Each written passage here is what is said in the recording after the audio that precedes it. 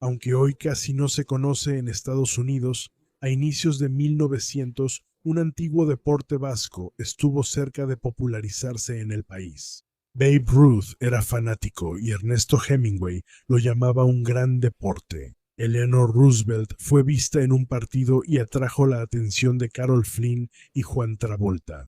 La breve y ahora poco recordada locura estadounidense por Haley es una historia que merece ser recordada. Los juegos de pelota a mano existen desde la antigüedad y han dado origen a deportes como el tenis y el handball.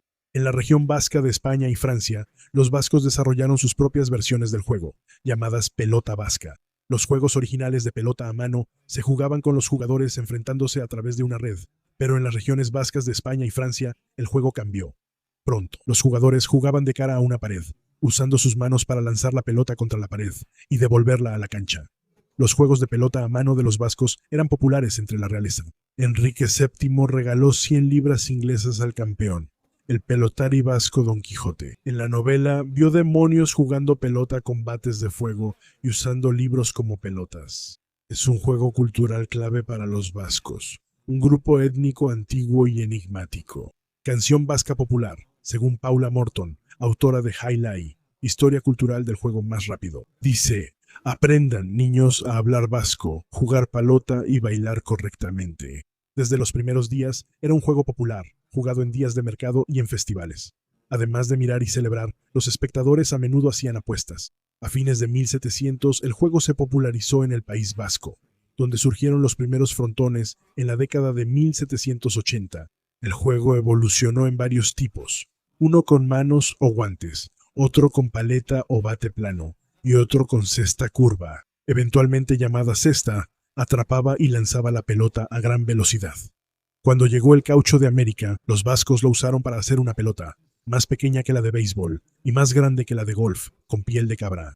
El objetivo es lanzar la pelota contra la pared para que el oponente no la devuelva y ganar un punto.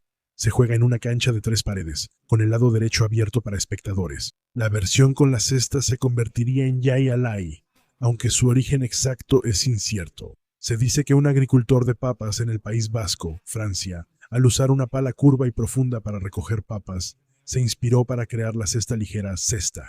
Se dice que un joven vasco usó la canasta de flores de su madre como guante, aunque los detalles varían según quien lo cuente. Cualquiera que sea el origen, se volvió popular alrededor de mediados del siglo XIX en la región vasca. El deporte acompañó a los vascos, como señaló Carmelo Erso.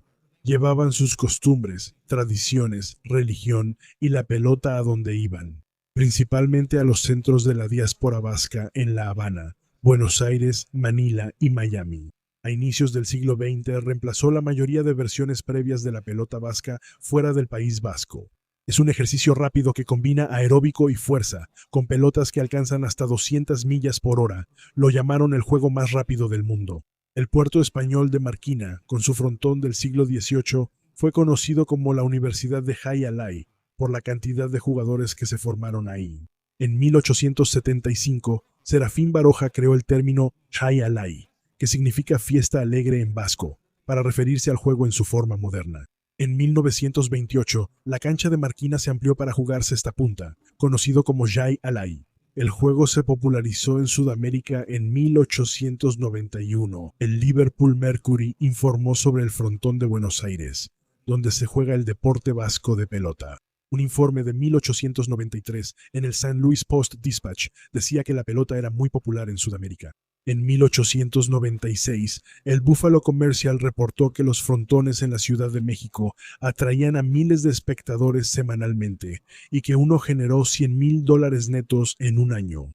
La cesta moderna se perfeccionó en Argentina, donde muchos vascos emigraron en el siglo XIX, no en España ni en el País Vasco. Un jugador llamado Melchor Garosiaga diseñó la cesta de aproximadamente 2,5 pies de largo, después de fracturarse la muñeca en 1887, y no lograr recuperar suficiente fuerza para usar la tistera más corta. Este cambio aumentó la velocidad, y las pelotas de goma volaban como balas.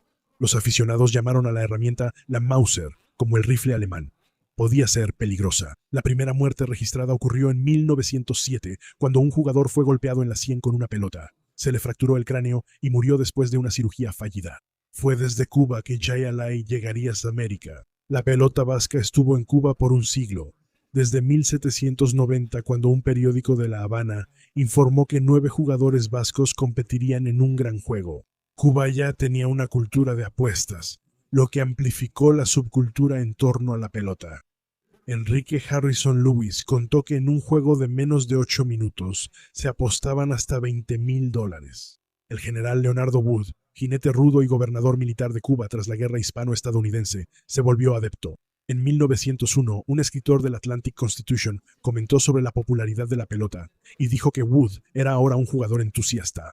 La asociación de Wood con el Jay Alay se convertiría en noticia de primera plana cuando él abogó por la construcción de un nuevo frontón en La Habana y aceptó regalos de la compañía que lo construyó a cambio. El debate sobre su ascenso a general de división en 1903 fue muy controvertido por supuesta corrupción y porque el Jay Alay se consideraba inmoral por las apuestas. La preocupación surgió en Estados Unidos en 1901 cuando se construyó un frontón en San Francisco por $35,000. Esperaba que se volviera popular por la habilidad necesaria para jugar. Para diciembre, los juegos eran 4 veces por semana. Sin embargo, el éxito que tuvo parece haber sido breve, y los reportes sobre el juego parecen haber desaparecido de los periódicos. Un sindicato de La Habana planeó construir un frontón cerca de Central Park en Nueva York, pero no se concretó. En 1904, una compañía cubana construyó un frontón cerca de la Feria Mundial de San Luis para popularizar el juego. El frontón fue diseñado por Ricardo Galbraith, quien también diseñó el de La Habana. Un artículo de 1904 en el St. Louis Republic decía que el frontón sería permanente y comercial. Como Alay ganaba dinero con apuestas, se esperaba que ofreciera otra opción legal en Estados Unidos. El St. Louis Post-Dispatch llamó al Alay el juego de apuestas más grande del mundo y el más emocionante. El 15 de mayo, durante la feria, los vendedores repartieron volantes diciendo que el Alay era el juego de pelota más interesante, científico y emocionante del mundo. Sin embargo, había un problema. Las apuestas eran ilegales en Missouri. Sin eso, los espectadores tenían problemas para interesarse en el deporte extranjero y sus jugadores de nombres difíciles para los estadounidenses. Abrió, luego cerró y la compañía se disolvió. El edificio Alay permaneció. Fue renombrado como el Winter Garden y convertido en una pista de patinaje sobre ruedas y una pista de patinaje sobre hielo antes de ser finalmente demolido en 1964. El deporte siguió siendo popular en Cuba. Se decía que Alicia Roosevelt Longworth lo seguía en su visita, y Babe Ruth lo disfrutó. En su visita a Cuba para jugar béisbol, Hemingway reclutó a un destacado jugador para atacar un submarino alemán en la Segunda Guerra Mundial. El plan era que un bote de pesca cargado atrajera a un capitán de submarino hambriento, y luego atacar. El trabajo del jugador de Jay Alay era lanzar una granada por una escotilla abierta. En todo Estados Unidos, las comunidades vascas jugaban en ambientes informales y frontones improvisados, como el frontón en Duiza, en el sótano de un hotel vasco en Boise, Idaho. Normalmente jugaban solo con las manos, ya que no podían fabricar la cesta especializada. En la década de 1920, el Jay Alay logró arraigarse en la conciencia estadounidense. En los años 20 millones de acres fueron drenados en Florida, provocando un auge inmobiliario. En 1924, inversionistas cubanos construyeron un frontón sencillo en Hialeah Park, cerca de donde corrían galgos y caballos. Primero se llamó Biscayne Jay Alay y luego Miami Jay Alay. La mayoría de los jugadores venían de Cuba y muchos eran de origen vasco. El juego era ilegal en Florida, pero seguía practicándose, sobre todo porque muchos veían diferente apostar que jugar, siempre que no hubiera corredores de apuestas. Otra versión que eludía las leyes era apostar comprando postales de caballos de carreras, y si el caballo ganaba, la postal podía devolverse para cobrar las ganancias. Sistemas similares funcionaban con gran frecuencia. En 1926, el frontón original fue destruido por el Gran Huracán de Miami, y se construyó otro cerca del actual aeropuerto de Miami. La compañía de exhibición Frontón contrató al gerente Ricardo R. Berenson para hacer rentable el juego, logrando revolucionar el negocio. El Miami Daily News informó que el frontón tendrá un espectáculo de luces al abrir. En 1929 se añadió un club nocturno de cristal en el 5º piso. Ricardo Berenson trajo a los mejores jugadores, quienes se enfrentaban en duelos nocturnos con la cesta y la pelota que parecía una bala, fomentando un juego rápido. Pero aún así, no. Las apuestas en Florida eran polémicas. El gobernador Doyle Carlton luchó contra ellas, centrándose en el Jay Alay, las carreras de galgos y Al Capón. Diversos eventos presionaban al Estado. Los huracanes, como el Gran Golpe y el Okeechobee de 1928, terminaron con el auge inmobiliario en Florida. En 1929, la mosca mediterránea arrasó la cosecha de cítricos y la bolsa colapsó, comenzando la Gran Depresión. La legalización del juego generaría ingresos fiscales. Carlton vetó un proyecto para legalizar apuestas para mutuas, pero fue aprobado pese a su veto el 5 de junio de 1931. En apuestas para mutuas, las apuestas van a un fondo común, se descuenta la comisión y el resto se reparte entre los ganadores. A diferencia de las apuestas de cuotas fijas, aquí el pago se calcula tras establecer el fondo. El reto era incluir un deporte de apuestas en la lista aprobada. En 1927, el Jai Alai fracasó en Chicago por falta de permiso para apuestas. En Shanghái, China, un frontón tuvo éxito con apuestas legales hasta la llegada de Mao Zedong.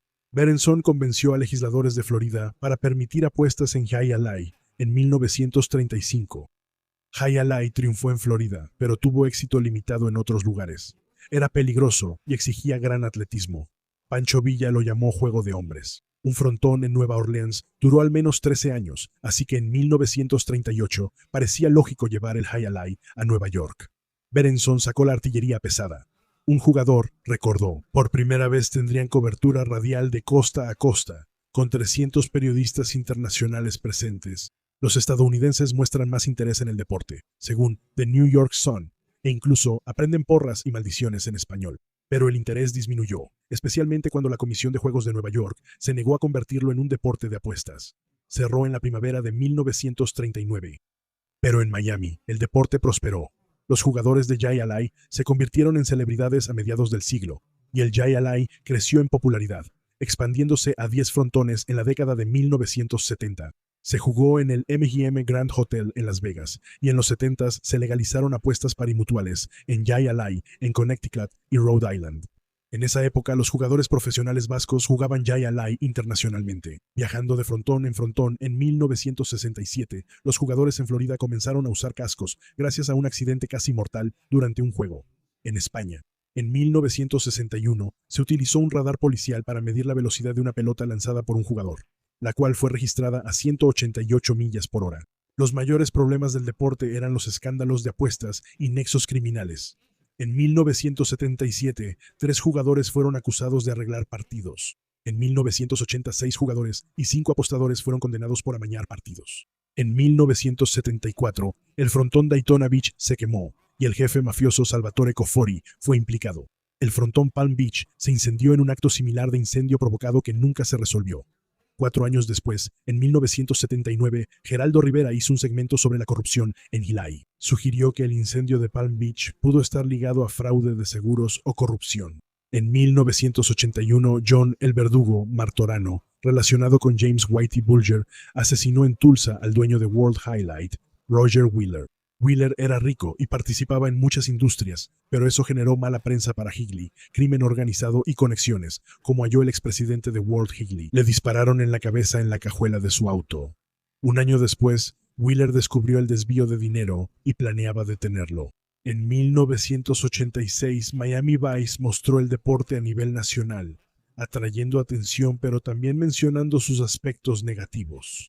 Lo más devastador para el deporte empezó en 1988, cuando los jugadores, en su mayoría bajos, hicieron la huelga más larga en la historia del deporte profesional en Estados Unidos. La huelga fue por los beneficios, se formaron líneas de piquete y los gerentes recurrieron a los jugadores que pudieron encontrar, desde aquellos dispuestos a cruzar la línea hasta aficionados. La calidad del juego y la audiencia cayeron. La huelga terminó en 1991, pero todo había cambiado. Las apuestas clave para su éxito enfrentaron competencia de casinos nativoamericanos y loterías legales, que ofrecían apuestas más rápidas. La audiencia nunca regresó. Para 1996 solo quedaba un frontón en Connecticut, y el último juego se jugó en el estado en 2001. El frontón MGM se incendió en 1980 y no fue reconstruido. A lo largo de los 90, para 2008 solo quedaban 6 frontones, y solo 2 funcionaban todo el año en Florida y México. En Cuba, donde primero fue muy popular, Fidel Castro prohibió el deporte en 1962. El Jai Alai tuvo poco tiempo de popularidad y nunca se integró al deporte principal en Estados Unidos, quedando en la periferia pese a cierta fiebre temporal en algunos sitios. Hoy en día realmente solo se juega en Florida, e incluso ahí, uno de los últimos frontones en el Magic City Casino está programado para cerrar este año, pero hay organizaciones como la Organización Mundial de Shai Alai que todavía buscan popularizar el deporte, que todavía es popular, por supuesto, en el País Vasco, donde se inventó el deporte y de donde han salido la mayoría de sus grandes jugadores. Si te gustó este episodio de El Chico de la historia merece ser recordada, dale like, suscríbete y compártelo con tus amigos.